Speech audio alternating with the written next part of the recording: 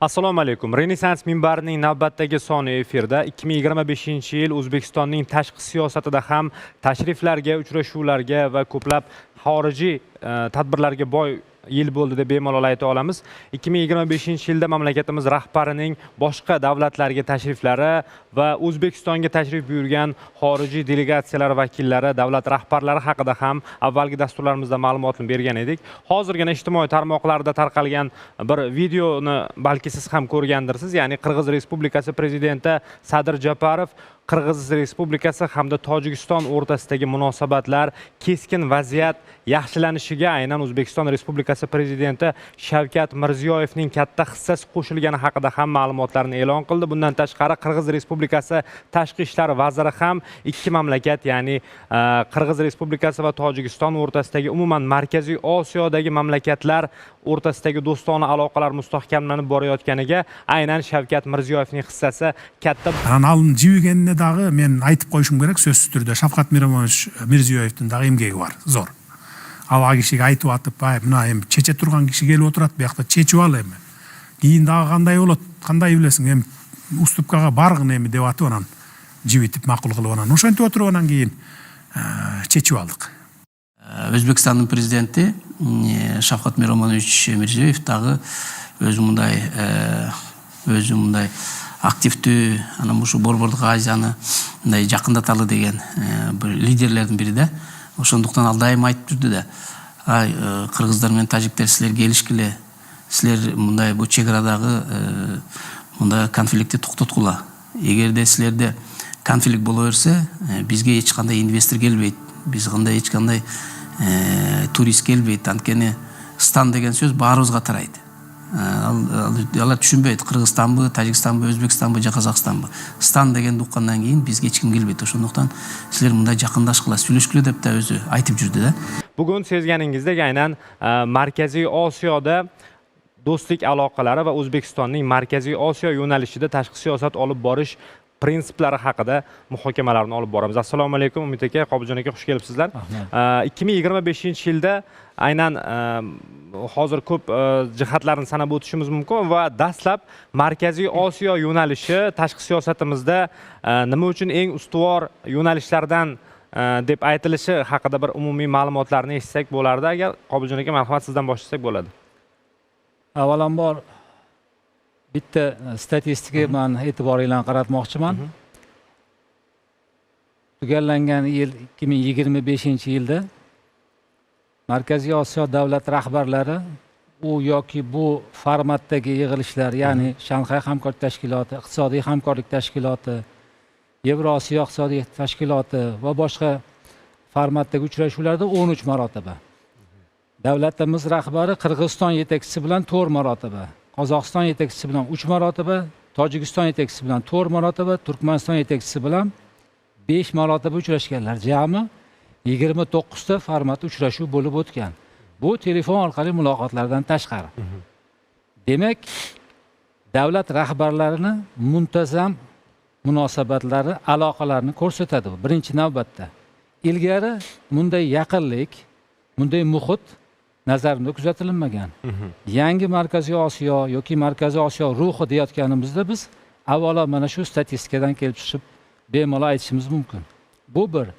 Ikkinchisi, davlat rahbarlari o'rtasidagi siyosiy iroda orqali oxirgi yillarda tobora mustahkamlanib borayotgan do'stona aloqalar asta-sekin quyi tabaqalarga yetib boryapti. Buni biz fuqarolik jamiyati institut sifatida ham o'zimiz sezyapmiz. Umumiy olib qaraganda oxirgi yillarda nafaqat bu siyosiy maqsad, balki strategik vazifa sifatida ko'rilyapti. Markaziy Osiyo mamlakatlarining integratsiyalashuvi. Tushunarli. Va bu oddiy insonlarning hayotiga qanchalik ta'sir qiladi degan savol ko'pchilikni o'ylantirishi mumkin. Mana shuncha 29 ta uchrashuv, muloqotlar bu har bir o'sha Markaziy Osiyo mamlakatlari va aynan O'zbekiston fuqarolari uchun qanday bir keyinchalik va hozirda qanday qulayliklar yaratishiga xizmat qiladi degan savollarga qanday javob bera olamiz? Jon aka. Bilasizmi, O'zbekiston Respublikasining tashqi siyosiy aloqalarida Markaziy Osiyo vektori nimaga muhim degan savolga javobni tushunib yetishimizga qanchalik paradoksal eshitilmasin, biz mustaqillikni dastlabki yillarda, ya'ni sobiq Sovet ittifoqi parchalangandan keyin bir qancha muddat vaqtni biz, ya'ni mintaqaviy hamkorlik, integratsiya masalalariga e'tiborni qaratmasdan bir qariyb chorak asr vaqtni yo'qotib qo'ydik. O'zi aslida Markaziy Osiyo mintaqasi davlatlari o'zaro hamkorlikka muhtoj, o'zaro hamkorlikdan manfaatdor.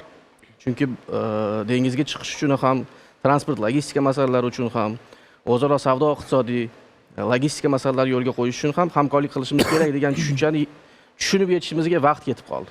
Va oxirgi mana so'nggi yillarda prezident tashabbusi bilan amalga oshirilayotgan ochiq va pragmatik tashqi siyosatning natijasida mana hozir Qobiljon aka ham aytib o'tdilar, bu sonlarda ko'rishimiz mumkin. Sonlar o'z-o'zidan hosil bo'lmaydi. Bu sonlarning orqasida mehnat yotibdi, uchrashuvlar, har bitta masala misol uchun natijani yetish oson bo'lishi mumkin, lekin o'sha natijaga erishish uchun orqada mashaqqatli bir mehnat yotibdi.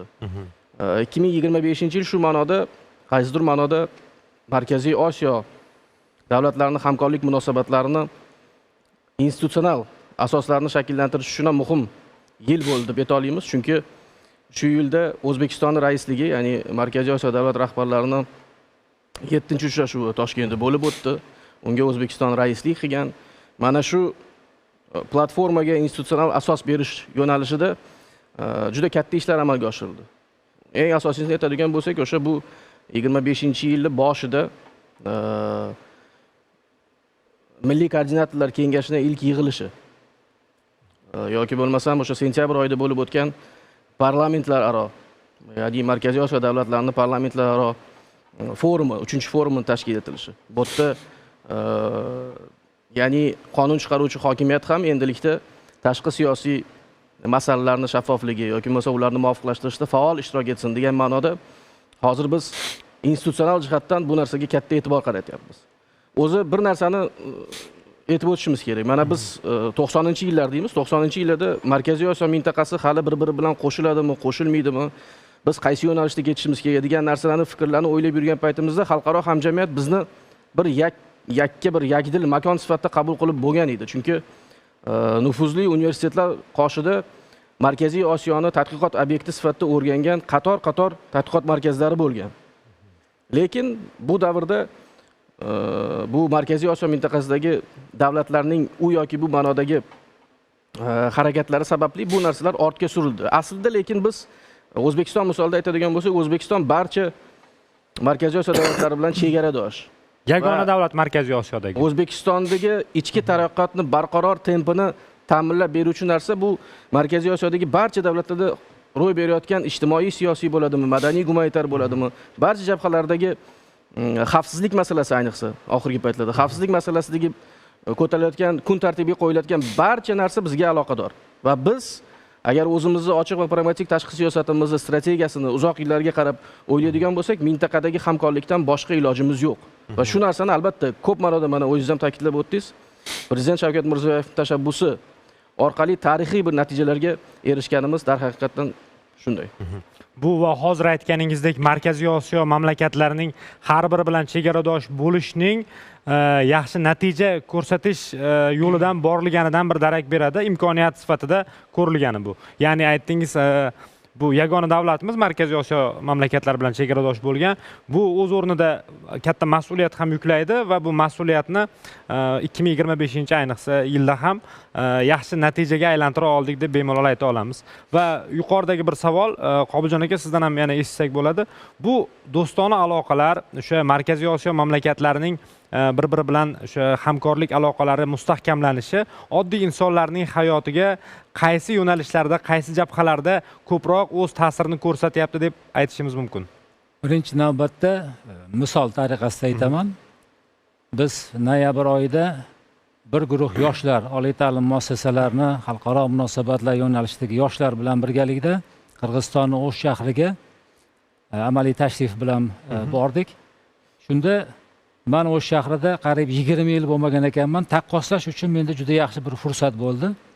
Ilgari o'sha o'tish nazorat punktlaridagi navbatlar, u yerdagi o'sha amaliyotlar qanchalik uzoq davom etishi ko'rgan inson sifatida va mana oxirgi safar borganimda oddiy milliy ID karta bilan bemalol o'tish mumkinligi, hech qanaqa navbatlar yo'qligi, yuklar tomonida ham o'sha raqamli texnologiyalardan foydalangan holda erkin o'tish joriy etilganini ko'rib juda quvondim.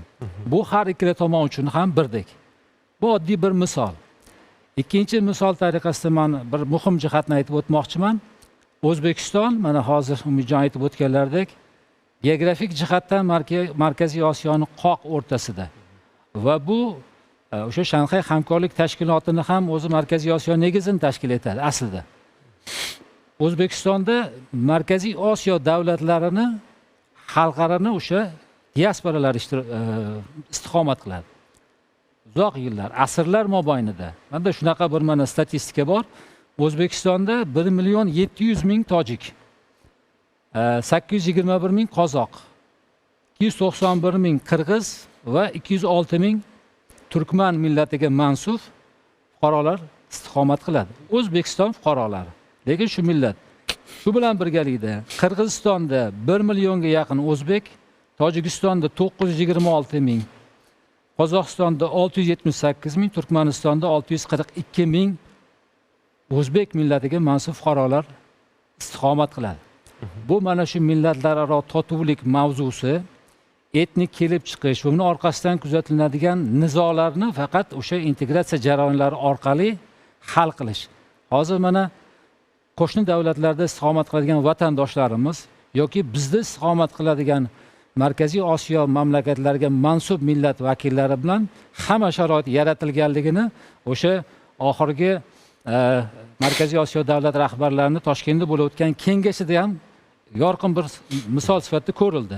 Ya'ni davlat rahbarlari Islom sivilizatsiya markaziga tashrif buyurishganda interfaol doskalar o'rnatilgan, har bir davlat rahbari borib O'zbekistonda istiqomat qilayotgan millat vakilini, rahbarini o'sha yerda so'zlarini eshitib, ularga yaratilgan sharoitlar, qancha son jihatidan millatlar mavjudligini ko'rib, juda katta qiziqish uyg'otdi va shu narsa hozir mana Ozarbayjonda ham, Qozog'iston, Qirg'iziston, Turkmanistonda ham amaliyot sifatida kiritilishi kutilmoqda.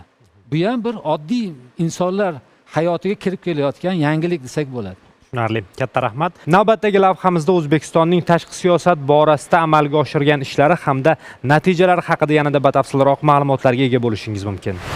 O'zbekiston va AQShni qariyb 12.000 kilometr masofa ajratib turadi.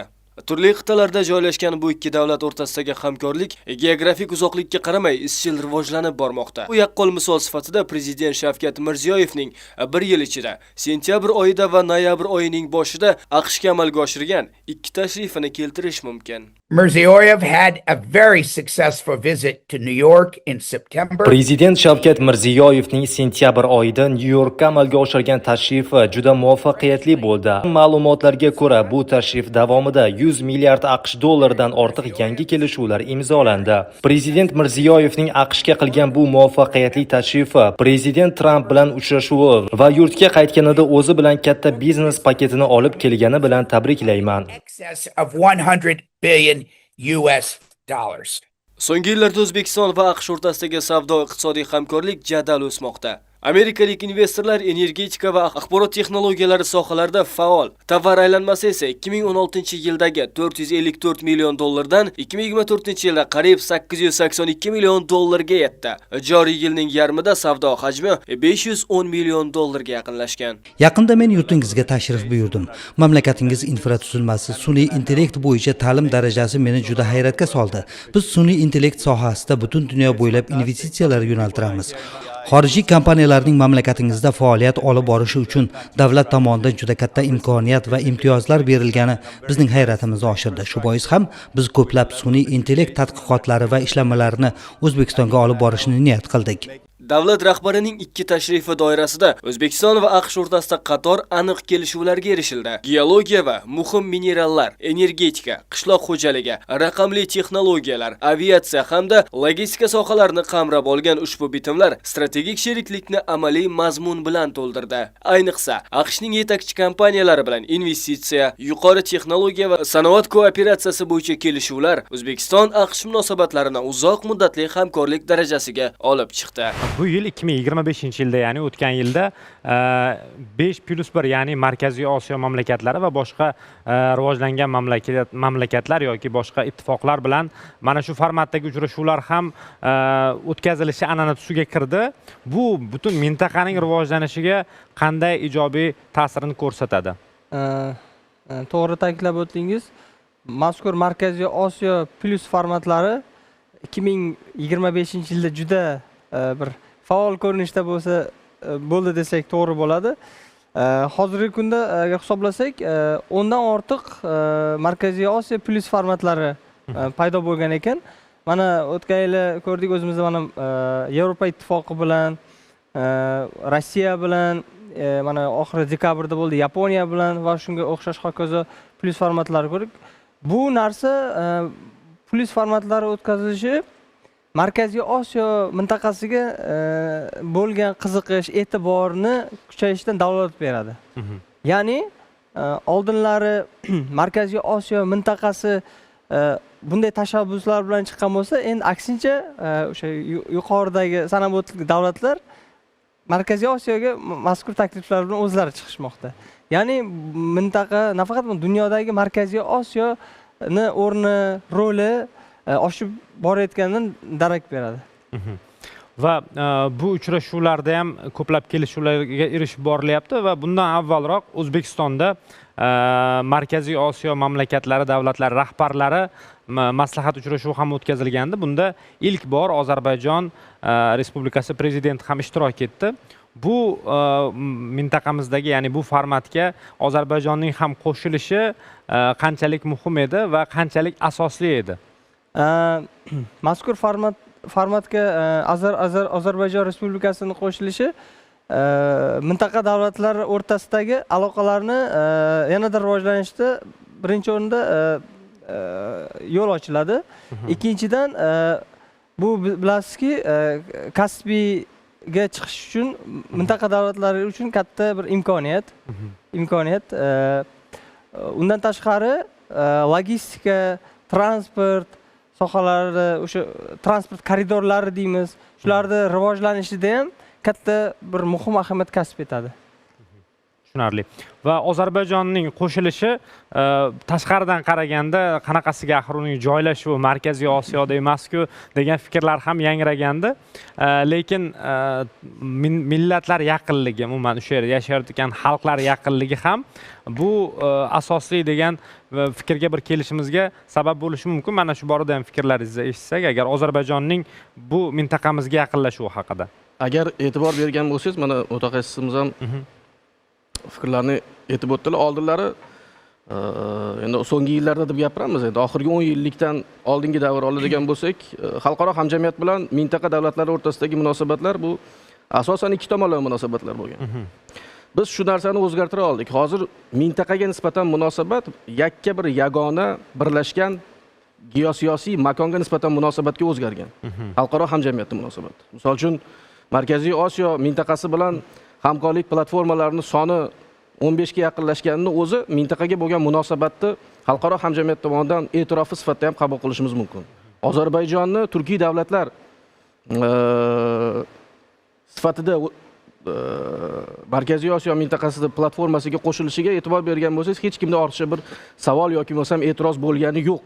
Xursandchilik bilan qabul qildi hamma. Chunki so'nggi yillarda xususan Markaziy Osiyo va O'zbekiston Respublikasi bilan Ozarbayjon o'rtasida strategik munosabatlar darajasi shu darajada yuqori pog'onaga ko'tarildiki, bu yilgi mana noyabr oyidagi 7-maslahatlashuv uchrashuvida Ozarbayjonning qo'shilishi bir narsani to'g'ri tushunishimiz kerak. Markaziy Osiyo bugun sharq va g'arb, shimol va janubni bog'lab turuvchi bir geosiyosiy mintaqa. Bu yerda hozir biz nafaqat transport, logistika masalalari. Biz albatta bu Kavkaz davlatlariga, Janubiy Osiyoga chiqishimiz uchun o'rta koridor masalasi bor bu yerda hozir o'sha mavzudagi narsa.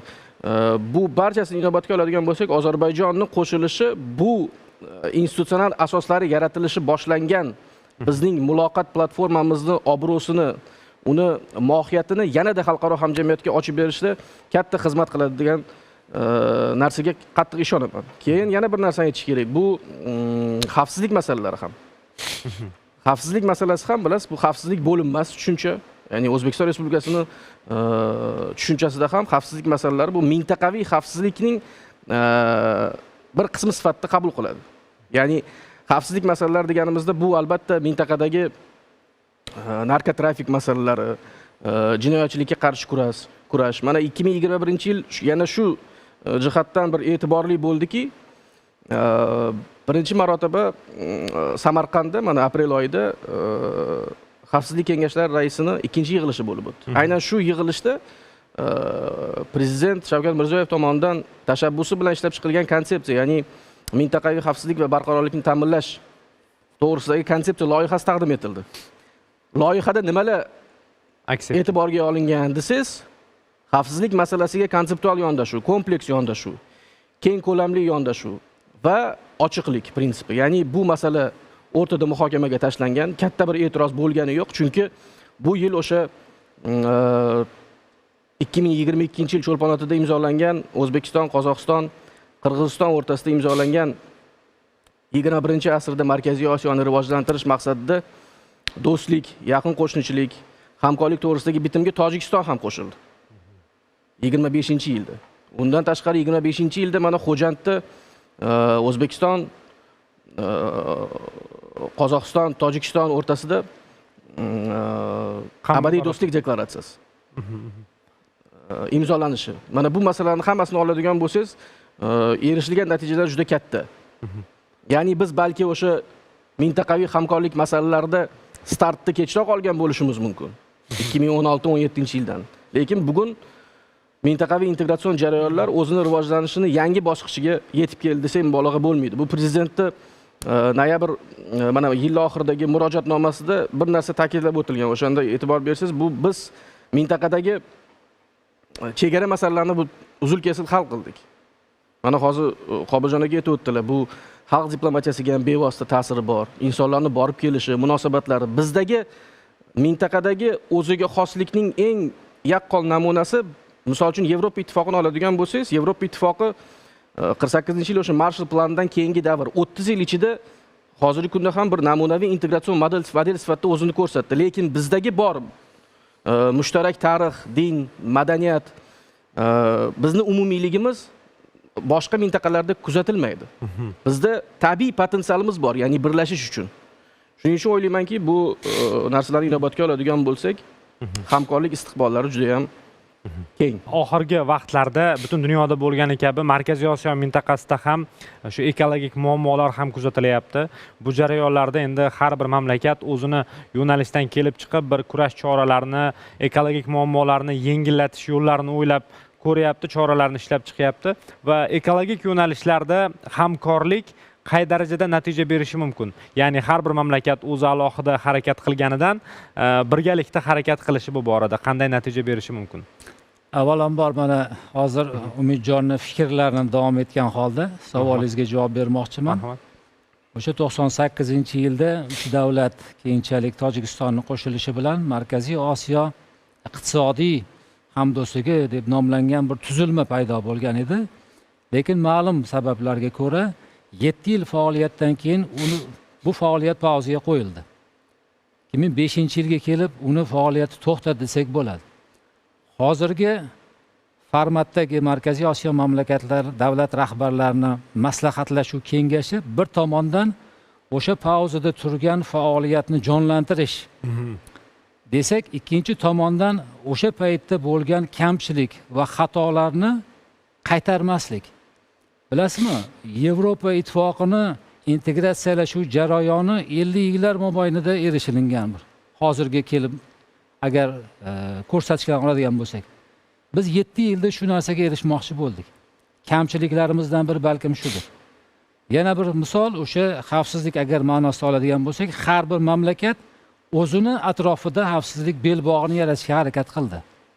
Mintaqaviy xavfsizlik to'g'risida u darajada mana hozirgi e'tibor berilayotgan darajada ko'rilmadi nazarimda. Va shu muammolar. Keyin chegaralarning yopiqligi, chegara muammolarini hal qilmasdan turib, integratsion jarayonlarga biz birdan boshlab yubordik. O'sha paytlarda juda ko'plab o'tish nazorat punktlari yopiq bo'lgan. Uni ochishni o'rniga biz davlatlar o'rtasidagi buni o'sha davrda ham tenglik, yaxshi qo'shnichilik asosida bu jarayonlar boshlangandi. Lekin samara bermadi, ko'mib qo'yildi. Endi ekologik muammolar o'sha muammolarning bittasi. Biz davlat rahbarimiz O'zbekiston doimiy ravishda mana eng keskin muammolardan biri Orol muammosini faqat O'zbekiston nomidan ilgari surib bordi. Turli xalqaro minbarlardan. Bugungi kunda esa mana shu muammolar Markaziy Osiyo mamlakatlari nomidan ilgari surilyapti. Bu birinchisi. Ikkinchisi, suv masalalari. Mana oxirgi yilda mana shu maslahatlashuv organining tashkil etilganligi va suv idoralari o'rtasidagi doimiy muloqot tufayli suv muammolari, ratsional foydalanish masalalari ham asta-sekin o'zini yechimini topyapti. Endi biz bevosita xalq diplomatiyasi bilan shug'ullanib kelayotganligimiz uchun bir ikkita loyihalarimni aytib o'tmoqchiman. Masalan, barchamiz uchun umumiy suv manbai hisoblangan Sirdaryoni shu oddiy jamoatchilik o'rtasida targ'ib etish, biya xilma-xilligini saqlab qolish masalalariga bag'ishlangan Sirdaryo do'stlik daryosi deb nomlangan ekologik aksiyani yo'lga qo'ydik 2023-yilda. Uni birinchi bosqichi O'zbekistonda, 24-yil ikkinchi bosqichi Tojikistonda, 3-bosqichi shu bu yil Qirg'izistonda va mana 26-yilda oxirgi bosqichi Qozog'istonda o'tadi. Bu aksiya nima beradi? Birinchidan, jamoatchilikni ekologik muammo Sirdaryoda ro'y berayotgan shu inqirozli bir muammolarga qaratish, uni biya xilma-xilligi putur yetkazayotgan ma'lum bir omillarni ko'rish, qayta ishlash, jamoatchilikka yetkazish. O'zi xalq diplomatiyasi aslida davlat diplomatiyasini qo'llab-quvvatlovchi va uni to'ldirib boruvchi element sifatida ko'riladi. Va bu jihatdan ekologik muammolar o'sha fuqarolik jamiyati institutlarini ham eng asosiy vazifalaridan biri bo'lib hisoblanadi va o'ylaymanki jamoatchilik, fuqarolik jamiyati institutlari, olimlar o'rtasidagi almashinuvlar, yoshlar o'rtasidagi almashinuvlar mana shu siz ko'targan ekologik muammolarni birgalikda hal qilishni muhim omili. Chunki biz yoshlarni bu jarayonlarga jalb qilmasdan turib, ertangi Markaziy Osiyo mamlakatlari o'rtasidagi shu integratsiya jarayonlarini umr boqiyligini ta'minlab bera olmaymiz. Har bir masalada, ekologik muammolarda ham. Tushunarli. Va yana qaysi loyihalarni 2025-yilda o'sha amalga oshirilgan loyihalarni bu do'stlik aloqalari mustahkamlanishiga, Markaziy Osiyo mamlakatlarining yaqinlashuviga xizmat qildi deb ayta olamiz. Yana Qobuljon akani fikrlariga qo'shimcha qiladigan bo'lsam, 2025-yilda o'sha suv energetika sohasida O'zbekiston, Qozog'iston, Qirg'iziston o'rtasidagi o'sha GESni qurilishi, bu bo'yicha shartnoma imzolanishi, undan tashqari O'zbekiston va Qirg'iziston o'rtasidagi Chashma manbasidan birgalikda foydalanish kelishuvi, Tojikiston bilan Amudaryoda, Zarafshon daryosida GESlar qurish loyihalari amalga oshirildi, kelishuvlar va Turkmaniston bilan o'sha Amudaryo bo'yida suvdan birga foydalanish loyihalari ham amalga oshirildi. Yana qo'shimcha qiladigan bo'lsam, iqtisodiy tomondan ancha o'sish kuzatildi. Mana 8 yil oldinga qaraganda hozirgi kunda Markaziy Osiyo davlatlarini 8 yil ichida yalpi ichki mahsulot 520 milliard dollarga yetgan Markaziy Osiyo davlatlarining o'rtasida. Va o'sha bu o'sha 253 milliard dollarni 2 barobar ziyod o'sib 253 milliard dollarni tashkil etyapti. Va bundan tashqari O'zbekistonda mintaqa davlatlari bilan 2016-yilda 2,4 milliard dollar savdo aylanmasi bo'lsa, o'sha o'tgan yilga kelib bu ko'rsatkich 7,2 milliard dollarga ko'tarilganini ko'rishimiz mumkin. Albatta bu bilamizki, iqtisodiy tomon eng muhim davlatlar o'rtasida munosabatlarda ham asosiy o'rinda egallaydi. Tushunarli. Va turizm masalalari ham borda. 2025-yilda O'zbekiston dunyo miqyosida turistlar oqimi eng ko'p o'sgan 10 ta mamlakatda biri sifatida e'tirof etildi. Bu oxirgi o'sha bir necha yillardan beri turizm salohiyatimiz o'sib borib 2025-yilda eng yuqori bosqichga chiqqanini ko'pchilik mutaxassislar ham e'tirof etishyapti va bu boya siz yuqorida ta'kidlagandek, Qobiljon aka aytganlaridek, Markaziy Osiyo mamlakatlari o'rtasida o'sha kirish chiqish fuqarolar uchun yaratilgan imkoniyatlar natijasida ham bu turistik aloqalar, o'zaro turistik aloqalar ham rivojlanib boryapti va bu bevosita iqtisodimiz rivojlanishiga ham, har bir mamlakat iqtisodiga ham o'zini hissasini qo'shadi va mana shu iqtisodiy masalalarda ham fikrlaringizni eshitsak bo'ladi. Markaziy Osiyo mamlakatlarining iqtisodligiga keladigan foydalar haqida ham. Mana hozir Jahongir aka aytib o'tdilar, bu amalga oshirilayotgan tizimli va izchil siyosiy muloqot, siyosiy barqarorlik mintaqadagi. Bu albatta iqtisodiy dividendlarni keltirib chiqaradi. Mintaqa davlatlarini umumiy yalpi ichki mahsuloti qariyb 550 milliardga yetganligi, misol uchun, yoki bo'lmasam O'zbekistonni mana hozir aytib o'tildi, 16-yilda mintaqa davlatlari bilan tovar oboroти 2,5 milliarddan hozir 24-yil oxiriga kelib 7,5 milliard dollarga chiqqan. Bu mintaqani umumiy yalpi ichki mahsulotini va mintaqani o'sish sur'atlarini oladigan bo'lsak, sanoatdagi o'sish dunyodagi o'sishdan 2 barobar tez, ya'ni 6% atrofida. Markaziy Osiyo mintaqasida. Turistlar oqimini keskin so'nggi 3 yilda deymiz, so'nggi 3 yilda keskin ko'payishi bu albatta xalqaro hamjamiyatda mintaqaga nisbatan munosabati. Mintaqa ochildi bugun. Mintaqa davlatlari o'rtasidagi bitta ichki ID karta bilan chegaradan kesib o'tish masalasi yoki bo'lmasam O'zbekiston 100 ga yaqin davlatga hozir vizasiz O'zbekiston hududida turistik maqsadlarda tashrif buyurgan insonlarga ruxsat bergan. Bu albatta xalqaro hamjamiyatga ochilish bo'layotgan iqtisodiy, siyosiy, ijtimoiy sohalardagi islohotlarni kim ko'rsatib bera oladi? Bir tomonlama albatta bu davlat rahbarlari, davlat vazirlik va idoralarning rasmiy bayonotnomalari bu bir tomonlama, lekin asosiy masala o'sha xalqaro hamjamiyat, xalqaro reyting agentliklari deymiz, xalqaro reportyorlar, boshqalar, bular fuqarolik jamiyati vakillaridan, ya'ni mustaqil tadqiqotchilardan birlamchi ma'lumotlarni oladi. Mana shular biz uchun muhim. Misol uchun o'sha Markaziy Osiyo mintaqasi bilan hamkorlik platformalari soni 15 ga chiqdi dedik. Mana bu yil AQSh, Rossiya, Yevropa Ittifoqi, Xitoy va oxir mana dekabrda Yaponiya bilan. Vaholanki Yaponiya birinchilardan bo'lib 2004-yilda Markaziy Osiyo va Yaponiya platformasini taklif qilgan edi. Ya'ni Yaponiya birinchilardan bo'lib mintaqani yakdil bir yagona platformaga yig'ish kerak degan bir tashabbusni ko'targan. U paytda hali birorta g'arb davlati yoki bo'lmasam katta davlatlar bu narsani tashabbusini ilgari surmagan edi. Bugun endi mintaqa o'zi jonlangan, mintaqadagi bo'layotgan voqeliklar, xususan iqtisodiy voqeliklar. Bu yerda hozir bizni yalpi ichki mahsulotimiz mana murojaatnomada prezidentimizni ta'kidlaganlaridek 150 milliardga yaqinlashganini o'zi bu tarixan qisqa davr, bu 5-10 yillik ichida aslida o'zi bir fundamental bir narsani amalga oshirish o'zi qiyin. Lekin shu qisqa davr bo'lishiga qaramasdan bugun iqtisodiy dividendlarni tug'a boshladi. Xalqaro hamkorlik o'z yo'liga, lekin mana mintaqaviy hamkorlik qilish kerak. Bir-birimizga transport logistika masalasida yo'l ochishimiz kerak, temir yo'llarni ochishimiz kerak, Afg'oniston orqali Pokistonning portlariga chiqishimiz kerak degan narsani bugun davlat rahbarlari tushunib yetmoqda. O'sha mohiyatini tushunib yetmoqda. Eng asosiy masalasi bu bugun zamonaviy xalqaro munosabatlarda ishonch defitsiti, ishonch krediti yo'qolgan davrda bizning mintaqamizda shu ishonch krediti paydo bo'ldi.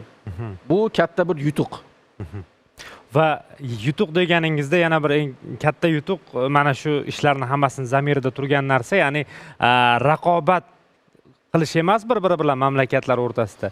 O'sha do'stlikka qarab borish, birgalikda rivojlanishga qarab borish ham menimcha oxirgi yillardagi o'sha siyosatimizdagi eng katta yutuq bo'ldi deb ayta olaman. Ya'ni o'sha Qozog'iston Respublikasi prezidenti O'zbekistonga tashrif chog'ida ham aytgan edi.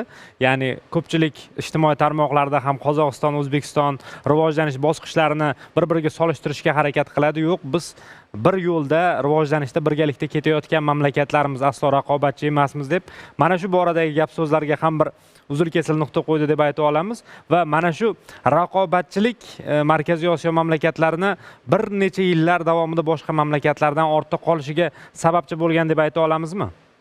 Albatta, men 90-yillarda eslayman. Qozog'istonni taniqli yozuvchisi, diplomat, jamoat va davlat arbobi O'ljas Sulaymonov O'zbekistonga kelganda o'sha Markaziy Osiyo mamlakatlaridan tashrif buyurgan adiblar o'rtasida so'zga chiqib bir fikrni aytgandi. Hozirgi kunda do'stona, birodar xalqlarimiz o'rtasida, ya'ni o'zbek, qozoq xalqlari o'rtasida Farobiy qaysi millatga mansub, o'zbekmi, qozoqmi degan kurashlar davom etyapti. Ikki qardosh mamlakat, davlat, xalq sifatida biz bu kurashlarni to'xtatishimiz kerak degan fikrni aytgan. Bunday kurash, ya'ni siz aytgandek raqobat boshqa sohalarda ham kuzatilgan. Markaziy Osiyoda qaysi davlat peshqadam degan poyga, o'ziga xos bir poyga kuzatilgan. Bilamiz, o'sha Qozog'istonni mustaqillik yillaridan keyingi davrda o'sha xorijiy kreditlar hisobiga birdan katta sur'atlar bilan rivojlanib ketishi, bu albatta bizni aslida quvontirish kerak. Biz unga bir havas bilan qarashimiz kerak. Mana shu davr hozir keldi. Bilasizmi, oxirgi yillarda zamonaviy siyosatshunoslikda ma'lum bir fenomenga nisbatan ishlatilgan atamalar paydo bo'ldi. Ya'ni Shanxay ruhi, o'sha Shanxay hamkorlik tashkilotiga a'zo mamlakatlar doirasida kuzatilayotgan bir atmosfera yoki Samarqand ruhi 2022-yilda O'zbekistonda mana shu Samarqandda bo'layotgan sammitdan kelib chiqib va oxirgi yillarda Markaziy Osiyo ruhi degan atama, ya'ni fenomen tez uchrayapti. Bu shu 3 ta asosiy prinsipdan iborat, ya'ni ishonch, yaxshi qo'shnichilik va hurmat. Mana shu fenomen o'zini jozibadorligi, ya'ni uni umr boqiyligini biz saqlab qolishimiz uchun nafaqat davlat rahbarlari o'rtasidagi munosabatlar, balkim quyigacha borish kerak bu narsa nazarimda. Shunda biz bugungi kunda boshlanayotgan integratsiyaviy jarayonlarni uzoq muddatga, ya'ni bir ma'lum strategiya asosida davom etishini ta'minlashimiz mumkin. Markaziy Osiyoga bo'lgan qiziqish ortishi muayyan omillar bilan bog'liq. Mintaqa bugun transport yo'laklari, energiya ta'minoti va yangi bozorlar nuqtai nazaridan amaliy qarorlar qabul qilayotgan hududga aylanmoqda. C5+1 formatlari aynan shu masalalarni aniq manfaatlar asosida muhokama qilish imkonini bermoqda.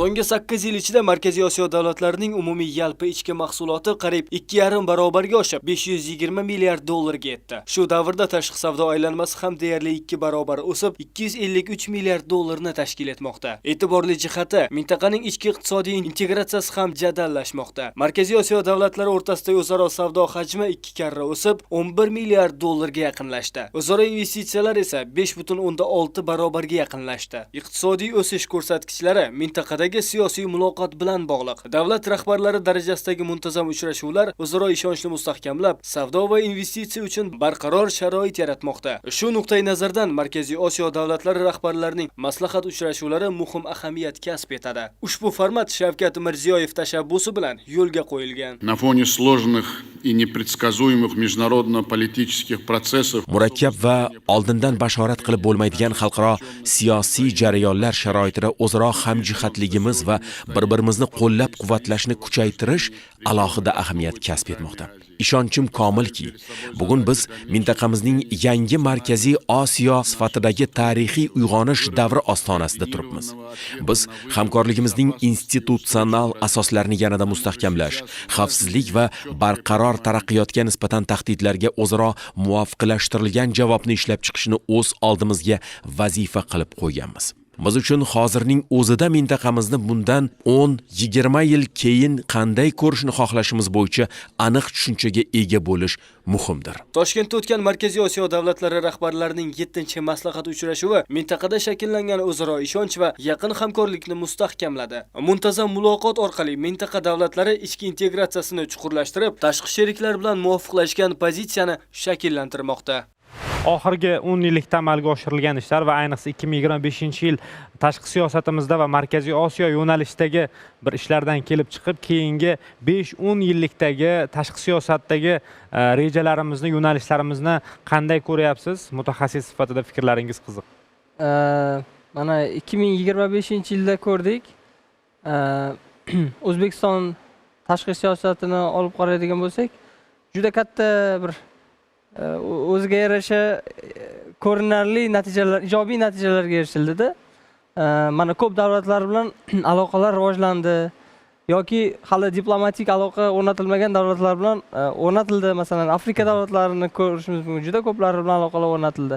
Endi mana kelajakda 5-10 yilda ko'radigan bo'lsak, bu soha Markaziy Osiyo mintaqasi va boshqa davlatlar bilan hamkorlik o'ylashimcha bu yanada kengayadi va yanada barqarorlashadi.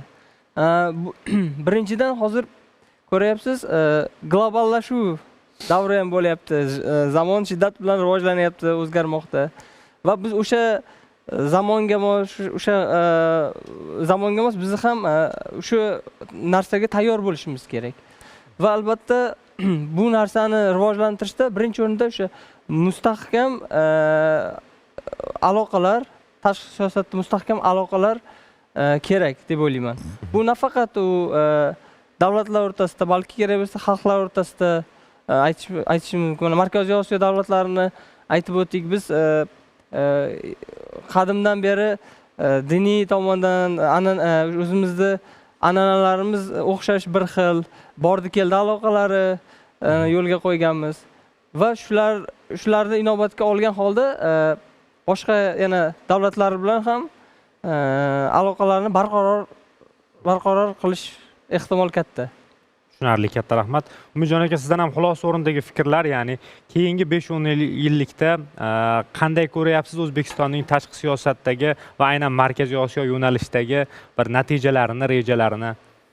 Darhaqiqat bugungi kunda zamonaviy xalqaro munosabatlar tizimi bir silkinish davri deymiz.